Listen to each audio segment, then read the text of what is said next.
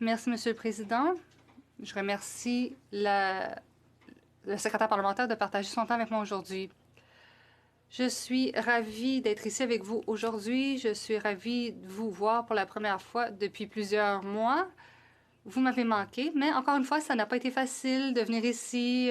Je suis venue avec ma famille du Nouveau-Brunswick et ils me soutiennent. Alors, nous serons là pour faire le travail qui doit être fait et qui est important en ce moment. Je pense à tous les députés qui ne sont pas ici aujourd'hui. Et ce n'est pas parce qu'ils ne veulent pas être ici ou qu'ils ne travaillent pas.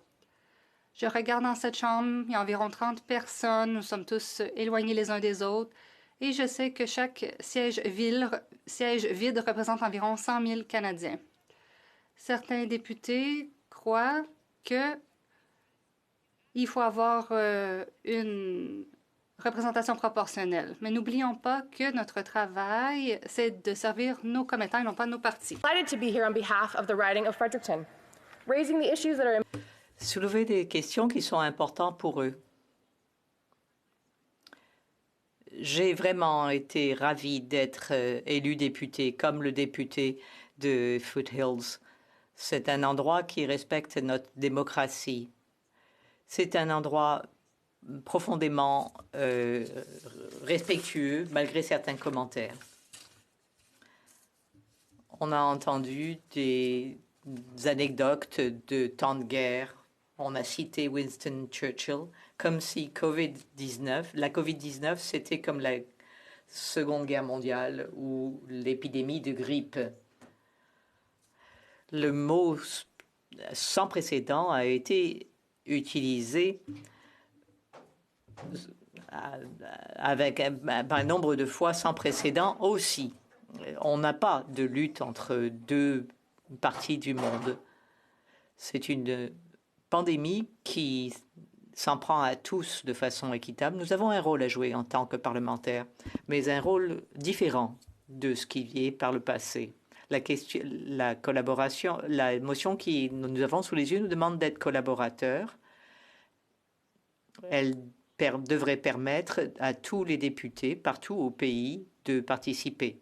Quelques députés du Canada, rares sont les députés du Canada Atlantique qui sont présents aujourd'hui.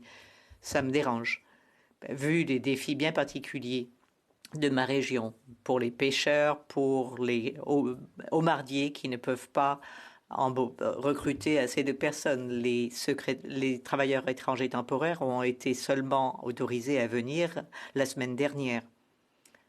Il y a des plaintes aussi sur la façon dont la tragédie de Port-Capec a été gérée. On se préoccupe de la violence familiale, notamment dans les zones rurales.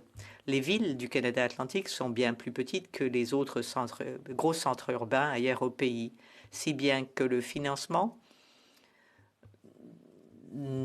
prévu par le gouvernement ne peut pas nécessairement être mis en œuvre par les municipalités qui en auraient particulièrement besoin. La minorité francophone a parfois des difficultés à se procurer des renseignements sur les virus. Au Nouveau-Brunswick, nous avons la chance d'avoir aucun décès dû à la COVID et peu de cas. Enfin, c'est une bonne chose d'être du Nouveau-Brunswick. Ce sont des questions qui sont particulières au Canada Atlantique et la plupart des gens qui pourraient faire entendre ces préoccupations ne peuvent pas être présents aujourd'hui à cause des restrictions en matière de voyage. Il n'est pas sûr non plus pour d'autres députés de participer à la Chambre s'ils vivent dans des collectivités reculées. Ils sont plus à risque ils risquent d'exposer leur collectivité en venant à Ottawa et en retournant dans leur collectivité. Ils ne veulent pas être des vecteurs de transmission. Mais comment prendre des décisions en connaissance de cause sans que ces régions soient représentées? Tant qu'il n'y aura pas intégration du virtuel et des rencontres en personne, nous ne représentons pas de façon égale les différents points du pays. Ceci dit, je constate que le gouvernement fait des efforts pour intégrer la participation virtuelle aux séances en personne. Ces séances porteront sur la COVID au lieu de porter sur toute la gamme de sujets dont peut être saisie la Chambre. Mais je pense que la motion reste dans le meilleur intérêt de la démocratie à l'heure où nous parlons.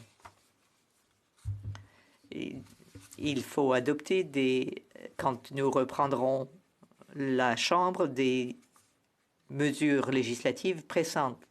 L'aide à le changement à la mort assistée médicalement. En mars, le gouvernement a déposé un projet de loi pour interdire la thérapie de conversion. Il y avait aussi un projet de loi sur les armes à feu. Les Canadiens doivent savoir ce qu'il en est du détail de ce qui est prévu pour éviter la polarisation. Le monde du travail change durant cette pandémie. Certains Canadiens, Canadiennes vont continuer à travailler de chez eux. D'autres vont vouloir le faire. D'autres vont travailler tantôt de chez eux, tantôt de leur bureau. Il y aura moins de déplacements par avion. Il y aura moins d'aller-retour pour aller au travail. Cela va avoir des conséquences sur les lieux de travail partout au pays. Il est important que les députés soient pleinement engagés dans ce type de débat de société. J'espère que tous les Canadiens savent que nous travaillons d'arrache-pied jour après jour pour eux, que ce soit de chez nous avec les enfants qui se pendent à nos basses pendant que nous participons à des vidéoconférences sur Zoom ou que ce soit ici en présence. Je crains, quant à moi, que certaines personnes continuent de passer entre les mailles du filet de protection sociale déployé à la suite de la COVID. Et je crains aussi que des organisations de bienfaisance n'aient pas le financement dont elles ont besoin. Les dentistes sont préoccupés sur la façon dont ils vont pouvoir travailler et se procurer de l'équipement de protection individuelle.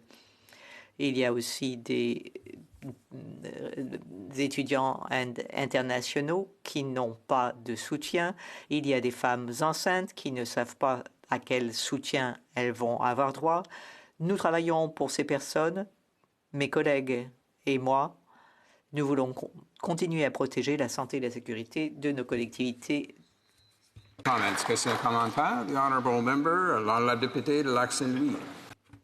Question commentaire, le député de Lac-Saint-Louis.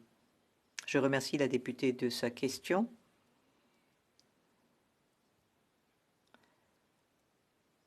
Je me suis attachée à ce qu'elle disait. Elle a insisté sur le fait que nous étions ici pour représenter nos commettants d'abord, notre parti ensuite.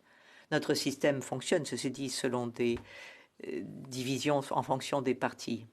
Mais les gens d'en face disent que l'on pourrait régler le problème en ayant des rotations pour voter.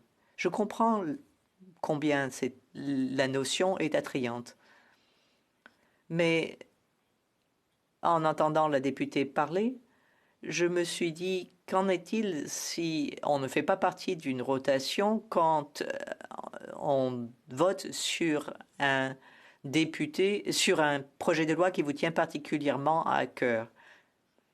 Vous pouvez demander, on a tous des whips formidables, mais en quoi la rotation peut-elle être conciliée avec le privilège parlementaire? Vous avez la députée. La rotation ne protège pas notre privilège parlementaire. Moi qui viens d'un petit parti, j'ai beaucoup de dossiers, j'ai peut-être plus de fer dans le feu que d'autres députés. Moi, tout ce dont on débat pratiquement est de mon ressort.